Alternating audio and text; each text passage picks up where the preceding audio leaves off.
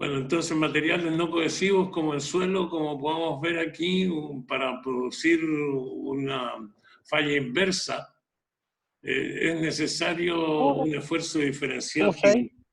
gigantesco, ¿no?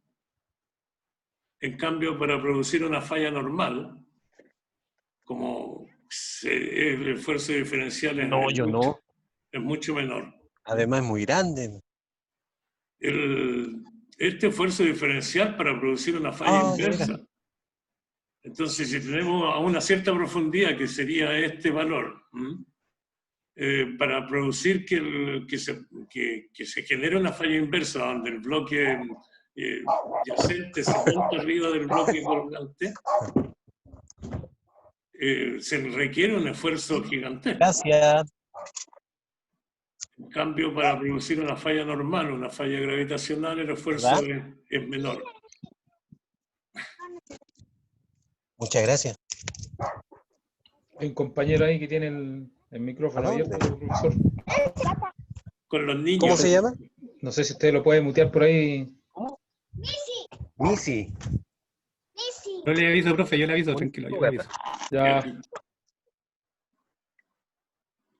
Los distintos tipos de materiales, como podemos ver aquí, este es un material no cohesivo, podría ser un sedimento, se requiere este tipo, ante la compresión, se requiere mayor esfuerzo diferencial para producir ruptura.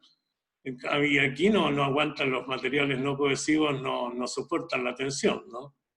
Eso pasa, por ejemplo, en la astenósfera o en los suelos. Aquí este es un ejemplo de acero, tienen la misma resistencia a la tensión como a la compresión. Y las rocas tienen menor resistencia a la tensión que a la compresión. Un granito puede aguantar, no sé, pues 3.000 atmósferas de esfuerzo diferencial para compresión y fallar, o unas 300 atmósferas de esfuerzo diferencial cuando es sometida a tensión.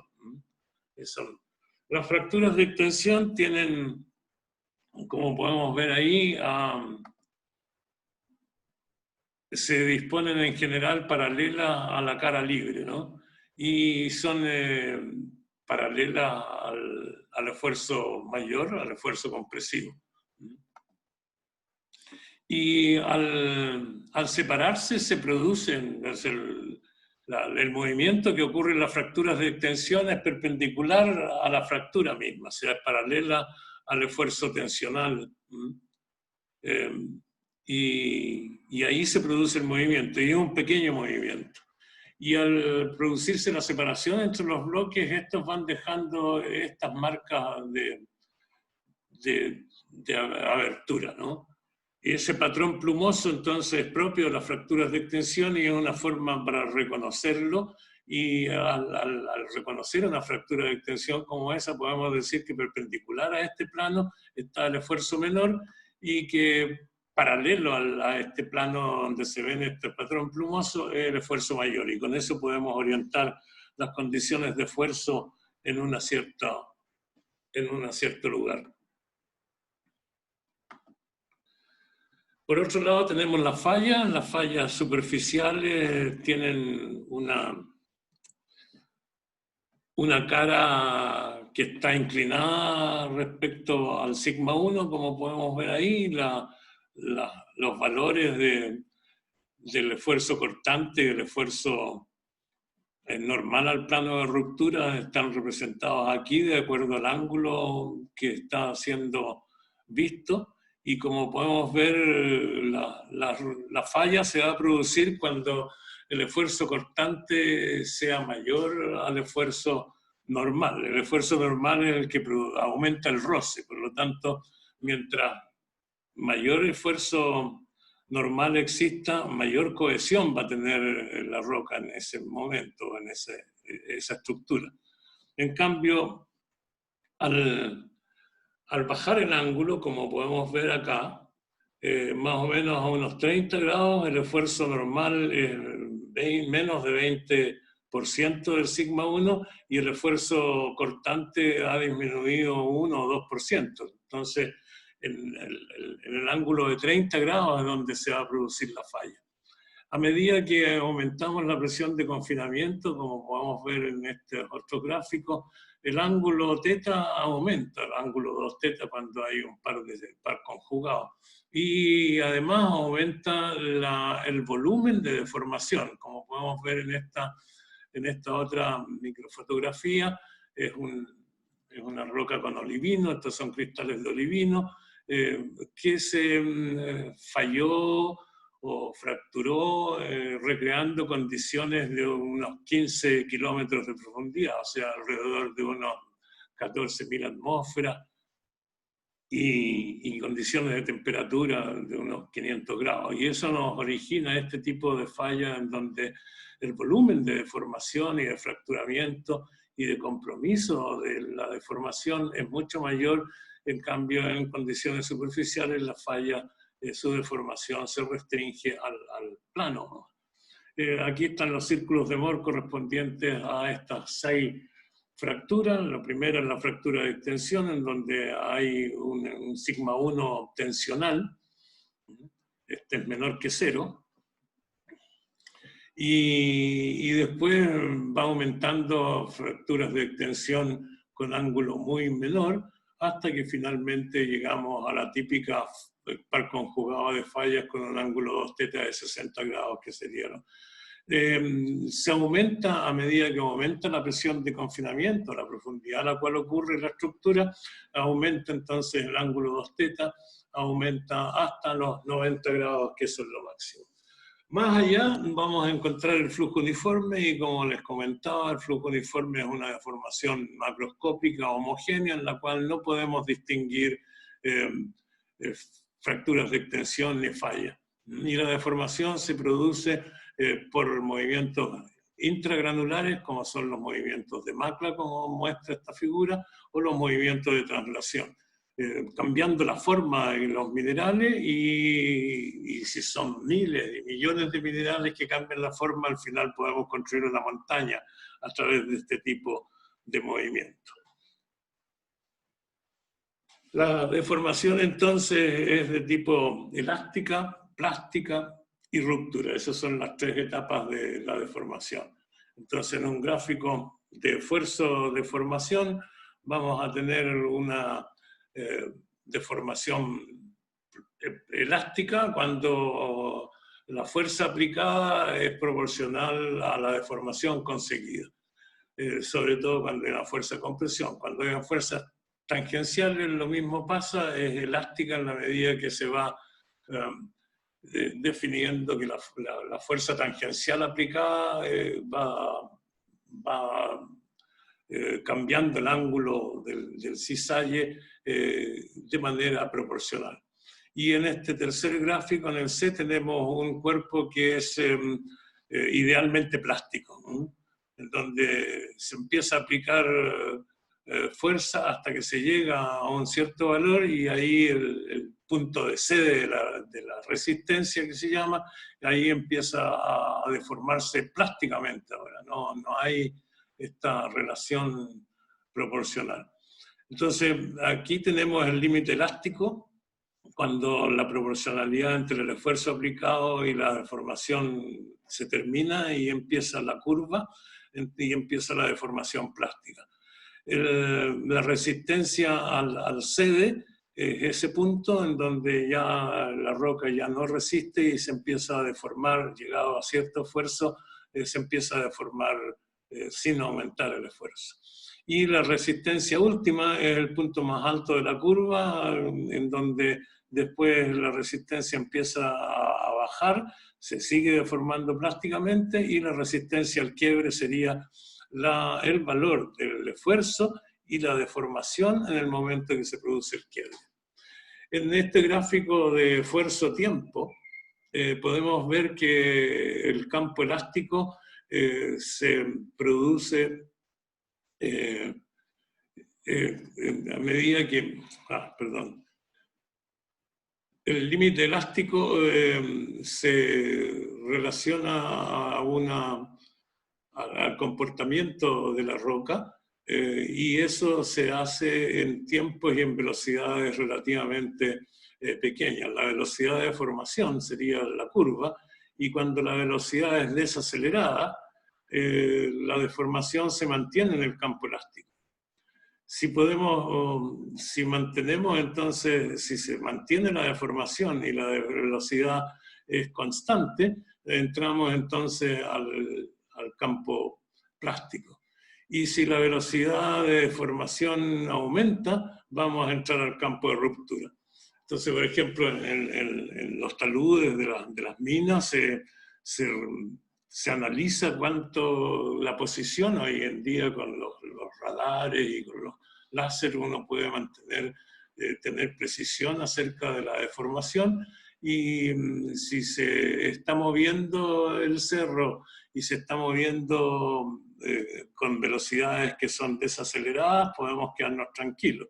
Si está moviéndose con velocidades constantes, día a día es más o menos lo mismo, hay una deformación plástica del cerro. Y si empieza a moverse con velocidades, la deformación es mayor, entonces hay que estar atento porque se viene el colapso, entonces la caída de los materiales o ese tipo de cosas. La presión de confinamiento nos va a cambiar el comportamiento de la roca y las va a poner cada vez más elásticas. Entonces, en presiones de confinamiento mayores, el cuerpo se comporta de manera plástica. En presiones de confinamiento menores tenemos entonces comportamientos más bien de tipo frágil, ¿no? Dentro de la deformación elástica se alcanza la ruptura, como por ejemplo en este gráfico. En cambio, al ir aumentando la presión de confinamiento, podemos ver que el comportamiento se vuelve más resistente la roca y al mismo tiempo tiene un comportamiento de tipo dúctil.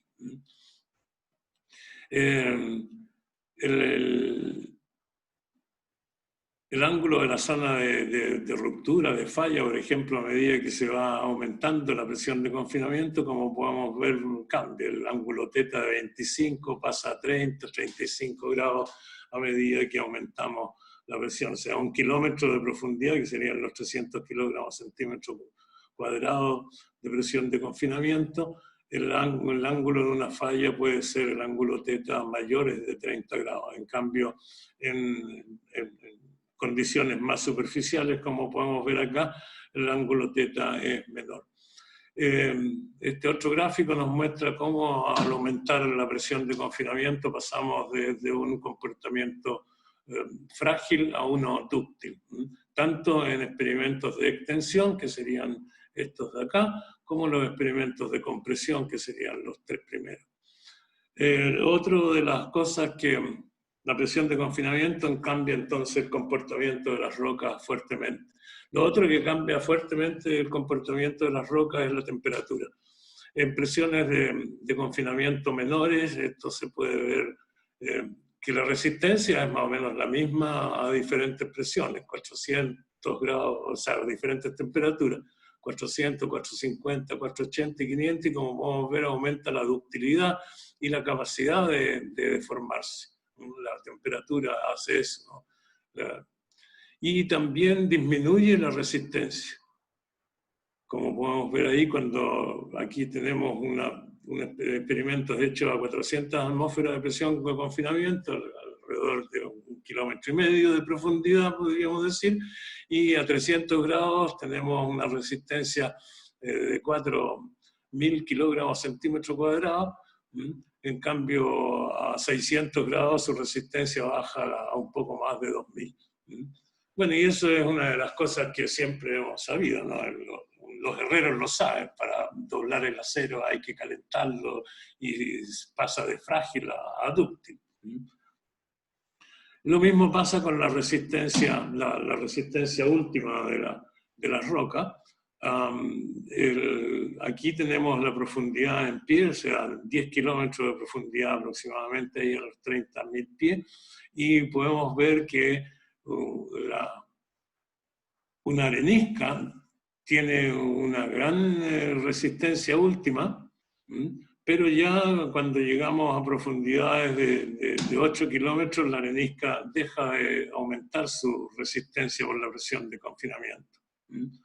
Las otras rocas, como esta otra arenisca o estas pizarras o o lutita, tienen muy baja resistencia y se vuelven muy dúctiles a medida que aumenta la profundidad y la presión de confinamiento. El tiempo también es otro de los factores que va a alterar el comportamiento de las rocas.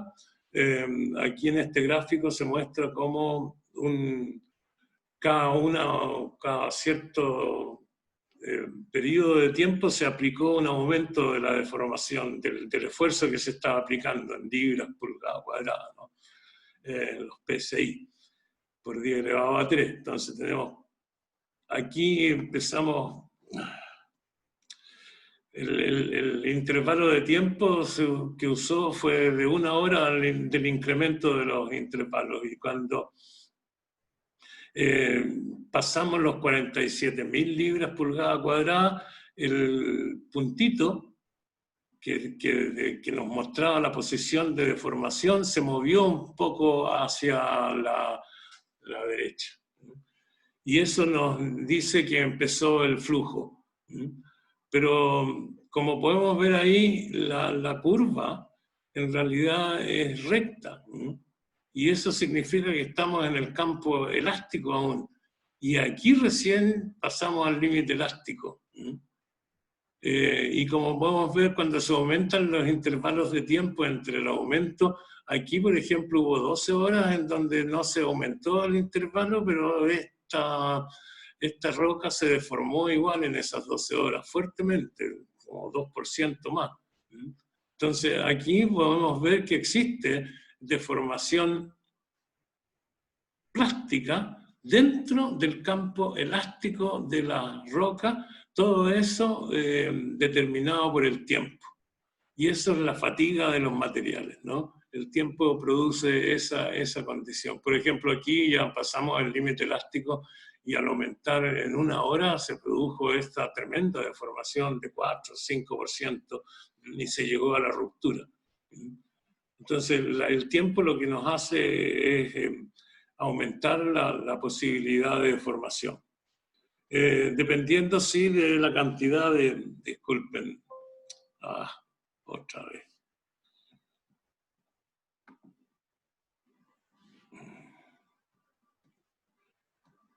La cantidad de tiempo que se involucra, ¿no?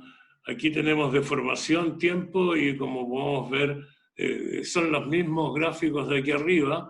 El de 96.000, que sería este de acá, nos muestra un comienzo, una desaceleración de la deformación, después una deformación constante, y después comienza la aceleración de la deformación, lo cual nos lleva inevitablemente, como muestra aquí, a la ruptura.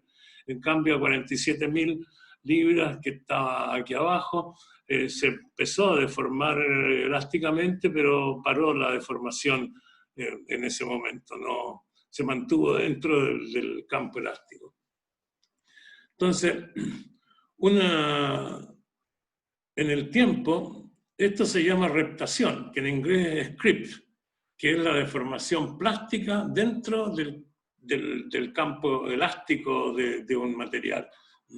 Y el creep tiene un creep primario en donde es desacelerado, después uno constante que es acelerado y después uno de velocidad acelerada, lo cual llevaría a la ruptura. En este experimento de aquí abajo lo que se hizo fue, mientras la reptación era desacelerada, se volvió constante, en este punto B se sacó el esfuerzo que estaba, el esfuerzo diferencial, y se produjo este salto, este épsilon de deformación elástica e inmediata, que se había conseguido en un principio, ahora se recuperó.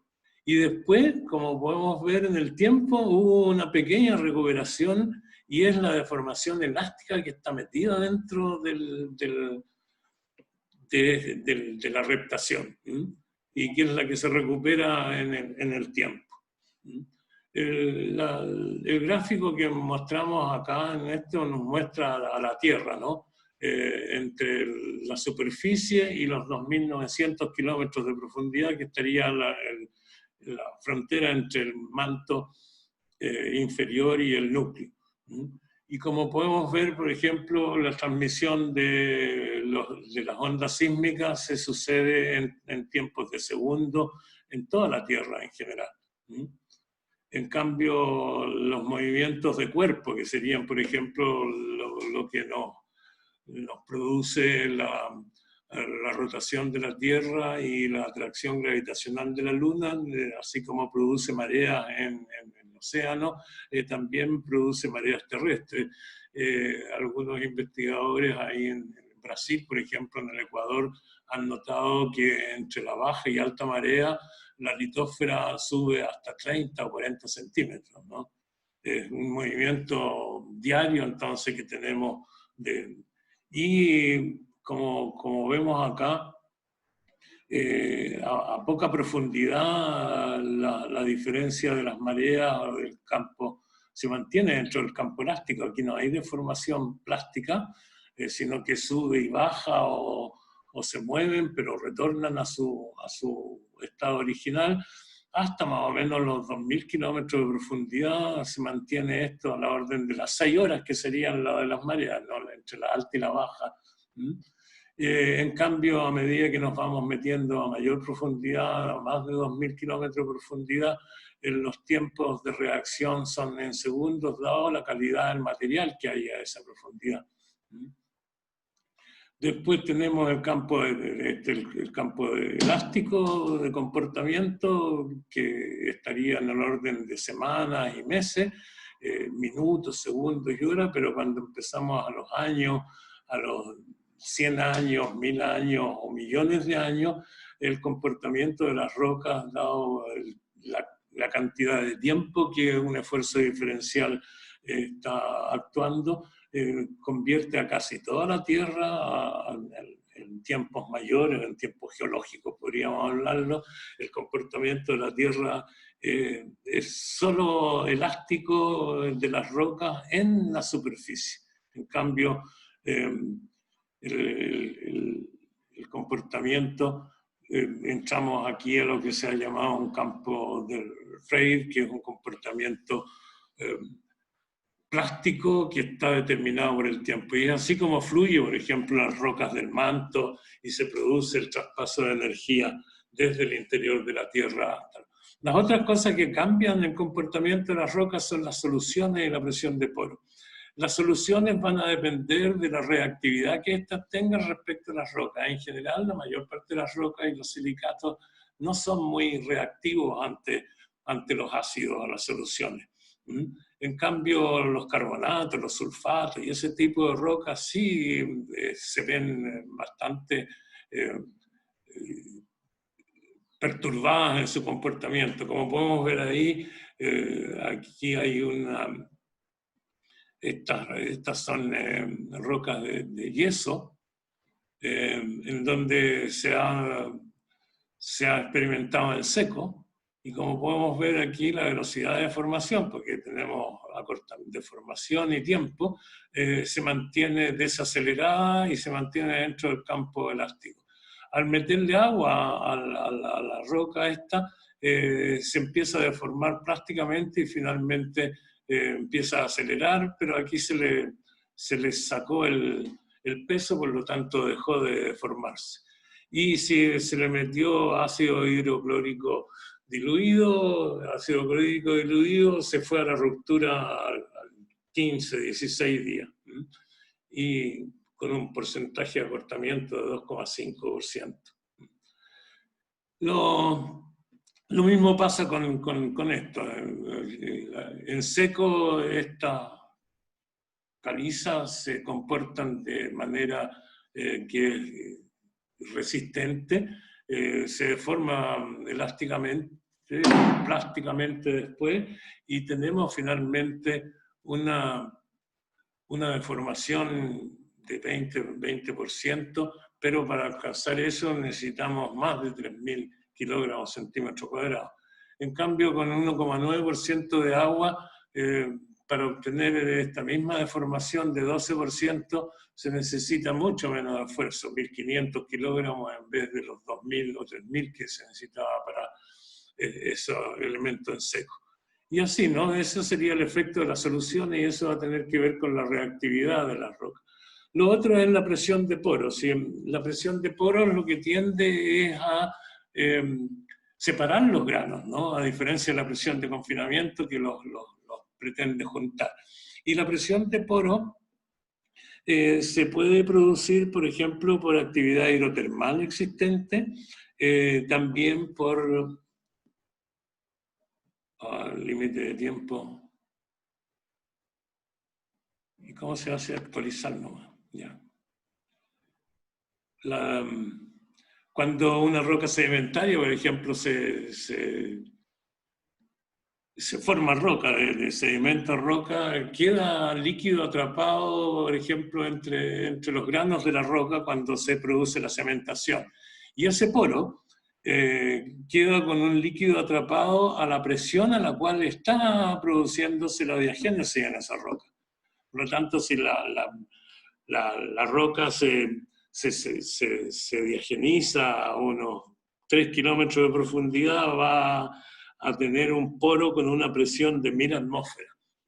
Entonces, al subir esta roca por erosión, levantamiento y erosión, por ejemplo, ese poro que está a 1000 atmósferas, al estar rodeado por menos presión de confinamiento, va a tender a separar la roca y la va a volver más frágil, como lo que podemos ver en este gráfico. A cero presión de poro, esta roca tiene una fuerte resistencia, ¿no?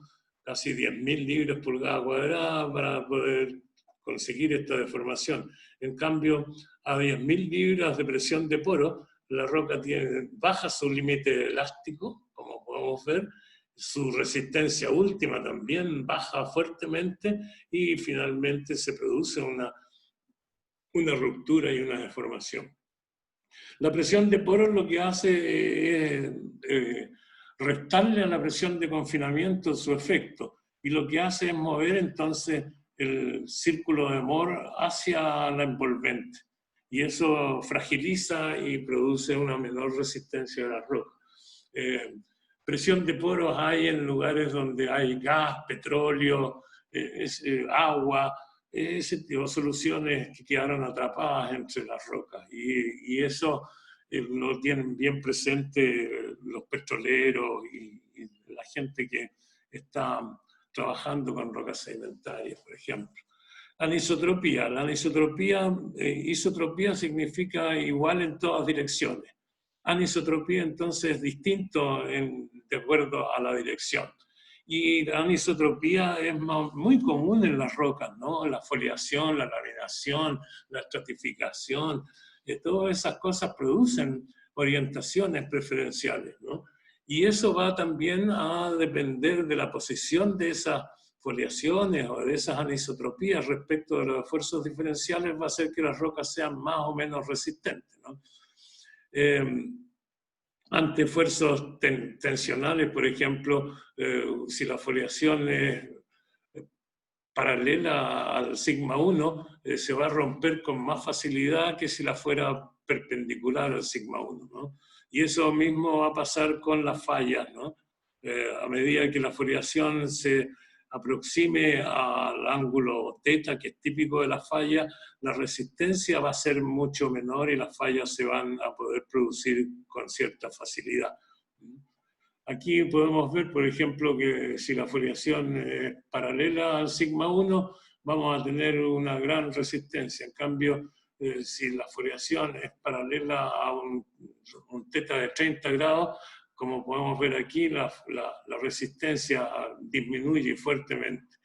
Y aumenta cuando esta es perpendicular, y eso tiene que ver con los ángulos. La foliación va a tener un efecto en la medida que haya un comportamiento más frágil de la roca. Entonces, a medida que aumenta la presión de confinamiento, como podemos ver en este gráfico, ya no hay ningún efecto, disculpen, de la foliación respecto del ángulo en el cual se produce la ruptura. Entonces,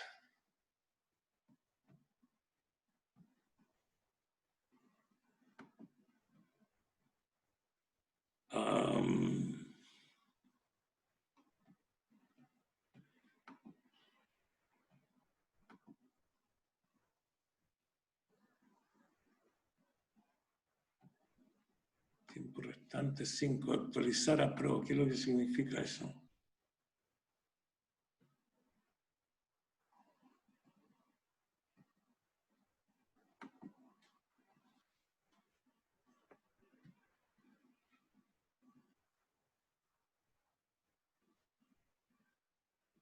¿Dónde está?